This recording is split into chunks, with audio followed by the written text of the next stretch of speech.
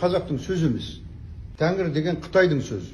Тән ди деген сөзден шыққан. Имам молда ата тәңір сөзі ешқандай да қазаққа қатысы жоқ, Қытайдың сөзі деп сондай бір сауатсыз әңгіме айтып отыр. Оған мына Нұрдәулет PG кандидат екен, түрктанушы, римтанушы екен, сонымен қатар құндылықтар лектор екен. Сол кісі өте сауатты жауап берді. Орхон енесі ескерткішін тұңғыш оқыған бельгиялық ғалым Бельгиялық Томсон болатын.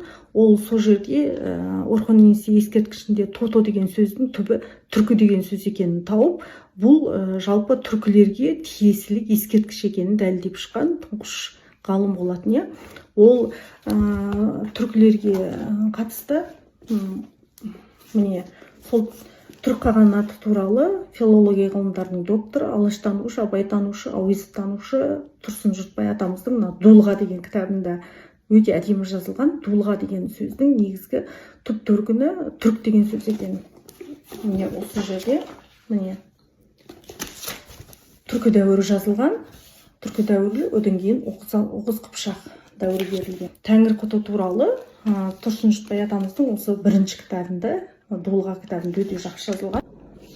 Тұман тәңір құты ғұндардың ханы, ол кезде хан деп айтылмаған, тәңір құты деген, оны қазір талдайтын боламыз. Сол Тұман тәңір құты өзінің билік жүргізген кезінде Қытайдың сұлу қыздарына, неше түрлі сыйлықтарына алданып, өзінің халқын дұрыс басқармайды. Бұны көріп жүрген тақ мұрагер Мөде өзінің әкесі Тұманды өлтіріп, ғұндардың тәңір құты атанады. Жалпы бұл Мөде жалпы қазақтардың емес, күллі түркінің тарихындағы өте ірі ұлы тұлға, феномен деп айтуға болады.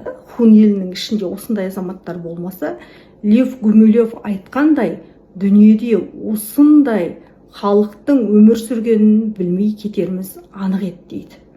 Егер ғұндардың ішінде осындай ұлы тұлға болмаса, Хун мемлекетінің өмірде болғанын білмей кетер едік дейді. Өйткені өзінің шашылып бара жатқан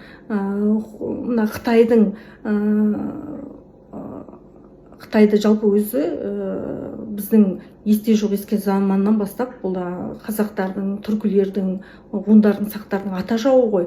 Жалпы сол Айдаһардың аузына жұтылып бара жатқан халқын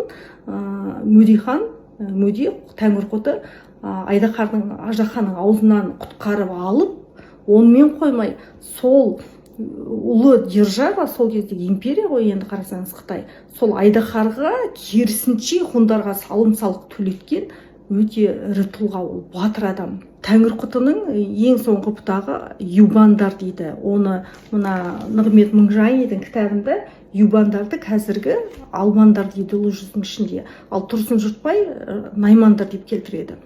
Енді тәңір құтын енді үш жерде қазір оқитын боламыз. Себебі тәңір құты дейді. Тәңір құты 26 ел бірігіп, тәңірінің атына ант беріп сайлаған лауазым. Тәңірінің атына ант беріп сайлаған лауазым дейді тәңір құты деген. Ол тәңірдің таңдаған ұлы деген сөз. Ол тәңірдің таңдаған ұлы деген сөз. Кейін көшпелі халықтар 26 ұсақ бектікке бөлініп кетсе де, олар тәңір құтының қара шаңырағы иесі деп қабылдап, тәңір құтын қара шаңырақ иесі деп қабылдап, жылына 3 рет ордаға сыйлы адамдарын жіберіп, сыбағасын беріп отыратын дейді. Тәңір құты деген, енді қараңыз, тәңір құты деген жалпы бұл түркілердің тағы бір ерекшелігін айтқым келеді. Мына ислам дәуіріне дейін бір жаратушының, тәңірдің бар екенін білген жалғыз халық деп айтуға болады. Бірден бір халық. Бүткіл әлемде қаншама ұлт бар, қаншама ұлыс рулар болды. Барлығы не істеді? Біреуі тауға табынды, біреуі тасқа табынды. Көбі тіпті арабтардың өзі, соңғы Құран түскен, олардың өзі қолдарынан статуя жасалып алып, не істеді? Үйлерінде табылынып отырды. Мысалы, алтыннан бұзау жасап алды, бұзау жасап соған табынды. Мұсаның дәуірінде неше түрлі нәрсеге табынып жатқанда, тек қана түркілер ғана көк тәңіріне табынды. сонымен қатар ақыреттің, о дүниенің болатынын да тұңғыш жалғыз білген, сенген осы түркілер болатын. Өйткені түркілер мына тылсыммен 100% байланысқа шыққан. Тылсымды 100% өздері меңгеріп алған, жаратылысты таныған. Абай атамыз айтады ғой, мына жаратылысты танымаған жаратушыны да танымайды деп. Жаратылысты 100% таныған, табиғатты 100% меңгеріп алғаннан кейін олар жаратушыны да таныған. Сондықтан бірден бір әлемдегі жалғыз халық ислам діні келгенге дейін Тәңірдің көкте екенін және де ақыреттің болатынын білген жалғыз халық деп айтуға болады. Міне осылар көктегіні көкте, аспанда екенін, әрине ол қарасаңыз үйіңізде тұрған статуя емесе, жаратушы көкте, аспанда, көк тәңірісі деді. Тәңірісі. Енді құт деген сол тәңірісінің жердегі құты деді. Мына жерде айтып отыр да, Тәңір таңдаған ұл деді. Тәңірдің жердегі құты. Жаңа өздерінің басшысы, бас иесі, ханы, соны алғанда Тәңірдің құты деді.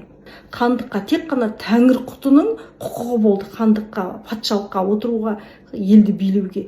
Кейін ол тарихи тізбегі үзілген жоқ, келіп Алтын Орданың кезінде не істеді? Төре тұқымы. Бір Тәңір сөзі ешқандай да жат жұрттың сөзі емес, Қытайдың да сөзі емес, басқаның да сөзі емес, қазақтың өзінің төл тума сөзі, көк тәңірісі деген. Құт деген сол Тәңірдің жердегі құты. Патшаны не деп тұр? Жердегі құт деп тұр.